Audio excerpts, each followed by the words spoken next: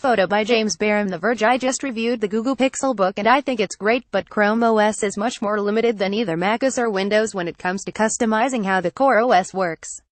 One of my favorite tools on the Mac is called Alfred, a tool that pops up a little search bar that can do basically anything you can think to program into it. I use it so much I have replaced my caps lock key with it, and when I use a Chromebook, I miss it terribly. But Chromebooks have a similar text box. It's the Google search bar. But it's not as powerful as Alfred when it comes to customizing stuff. Luckily, Chrome has a hidden little feature that lets you customize how that search box works with different rules. If you do a certain kind of internet search over and over again, customizing your search engines in Chrome can make that much easier. For me, obviously, it's searching The Verge, but I also have custom engines set up for YouTube, Amazon, news from the past week, and a few more things. So, for example, when I want to search Amazon for something, I can just type Arizona battery in my Chrome bar or in the Chromebook search bar and it just opens Amazon and searches for that thing. Those customizations aren't just limited to the Google search bar on Chromebooks. Basically, as long as you're logged into Chrome, your customizations for the search bar will sync across to any Chrome browser you're using. So whether you use a Chromebook or just use the Chrome browser, here's how to supercharge your searches for the stuff you use most often. Note, however, that these settings don't sync to Chrome on mobile nor to the Google app on mobile, which is annoying.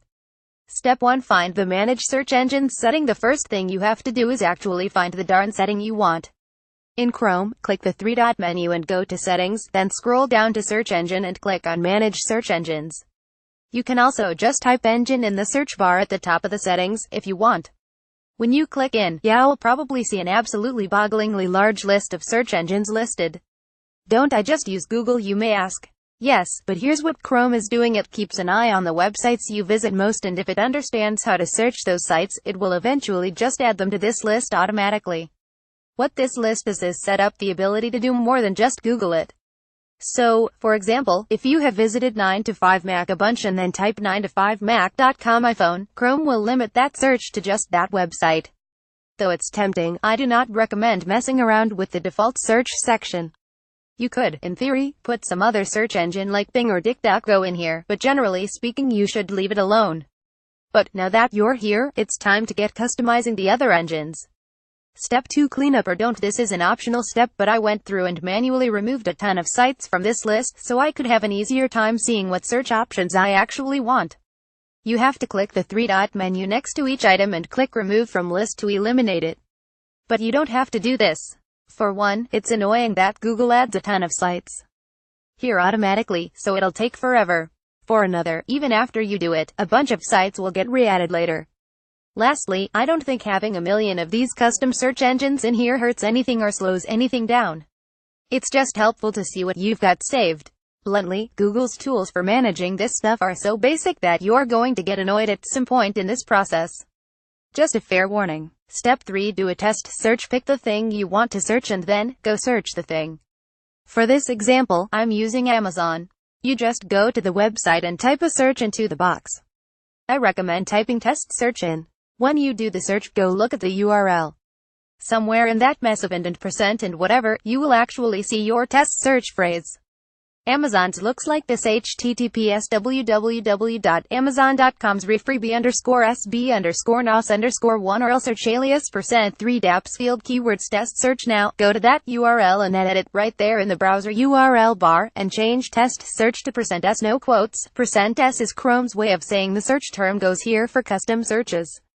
Don't hit enter after you swap it, just put in %s and copy it. It will look like this: https www.amazon.com's refreebie_sb_nos_1 or else search alias %3 daps field keywords %s. Step 4. Add your custom search. Go back to your Manage Search Engines screen and click Add. There are 3 fields. Here's how they work. Search engine. This is the text you'll see in the URL bar on the browser when you do the custom search. Put whatever description makes sense to you here. Keyword. This is how you'll trigger your custom search. Chrome usually defaults to making it the name of a website, but that's annoying. I always pick something short. So for Amazon, I've chosen Arizona. I have a ton of these, and I have developed a little system for my codes so they're easier to remember. I'm going to post a bunch of my favorites at the bottom of this article. URL with %s in place of query. That URL that you copied in the last step, paste it here. When you're done, click Save. Step 5. Try it. Fire up a browser tab or hit the search button on your Chromebook and try your new search out. Use space between your keyword and your search term. In the browser bar, as soon as you hit space, the bar should show the search engine name you chose. On a Chromebook, you won't get that visual feedback, but it should still work. Some of my favorite custom searches. This tool has saved me a lot of extra keystrokes and time. I've set up a bunch of time-limited Google searches so I don't have to manually dig into the search tools field, for example. I've also set up direct searches into a lot of other web services I use all the time.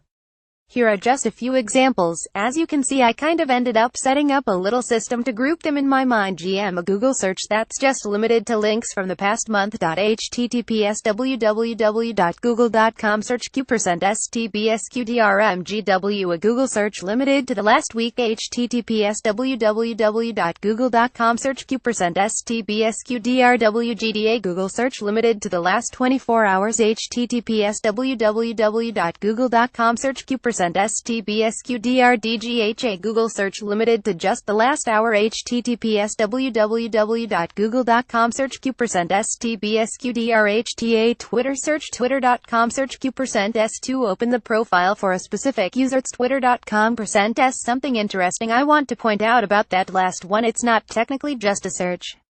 It's just a URL. That means you can use this trick to quickly open any web page where you know it has a variable URL, but you don't want to bother with a bookmark for it. So if you're a hardcore Reddit user, for example, you could set up the Reddit shortcut to open up the latest posts in a subreddit. Because Reddit has a pretty stable URL structure for its new, hot, and top sections, you could set up a little system to jump you directly into the section that you want. This is pretty close to what I do when I want to jump to a specific place on my website, The Verge.